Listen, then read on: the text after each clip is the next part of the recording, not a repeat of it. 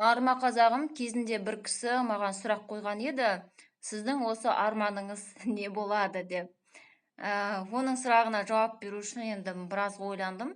Кезінде менің арманым болған еді, өзімнің баспам болса деген сияқты қазақ тілге түрлі нелерді өзіме ұнайтын кітаптарды аударсам деген авторларды, көбінесе енді ол букер лауреаттары, сосын Африканың, Латын Американың, Азияның жазушылары болады.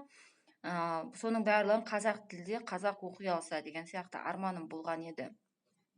Бірақ менің қоғамнан көңілім қалғаны бірнеше уақыт болды, енді бірнеше жылдай болып қалды. Мына дүниеден де көңілім қалғанына да біраз болды. Сонымен қазақ кітапқа жақын емес халық екеніне көзім жетті. Ешқандай кітапқа андай не қылатын, қызығатын ондай немес, халық емес. Он жерден не қылғанмен де қаншама біздің баспаларымыз, нелеріміз банкрот болып жатыр жыл сайын. Барлығы сол қазақ тілім, қазақ ұлтым деп не қылып, ақыр аяғында бүкіл салған ақшаларынан айырылып банкрот болып быт болып жатқан адамдар көп енді. Жылайсың кәдімгідей олардың тағдырлары туралы біліп не қылсаң, сондай нелерді. Сосын кезінде Диоклетиан деген император болған, Рим императоры болған, бір 20-25 жылдай Рим империясын басқарған. Сөйтіп бір күні оянады да тағын тастайды да кетеді ауылдық жерге, егін шаруасымен, сосын мал шаруашылығымен айналысу үшін. Бірнеше айдың ішінде Диоклетиан кеткеннен кейін Рим империясы быт-шыты шығып, барлығы бір-бірлерімен бақталасып, бір-бірлерін өлтіріп, қоғам ұяттан безіп сөйтіп кетеді.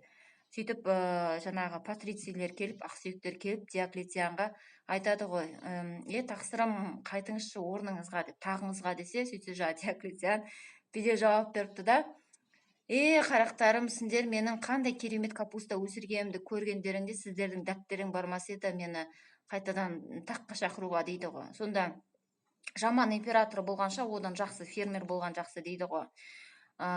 Жалған дүниемен өмір сүргенше одан шын дүниемен өмір сүрген жақсы деген сондай жауап берген ғой Диоклетиан. Сонымен енді Шотландия, Израильдегі ауылдарды нелерді аралап көрдім, және ауылдық жерлерде жақсы өмір сүруге болатынына көзім жетті. Енді қазіргі уақытта Қазақстанда барлық жерде интернет бар деп айтуға болады. Ішің пысып баратса, барлық жерде ауылда Каспий постамат бар, кітап тапсырып бір алам десең. Сонымен ауылда өмір сүру ондай қорқынышты емес деп ойлаймын. Аман болыңыздар.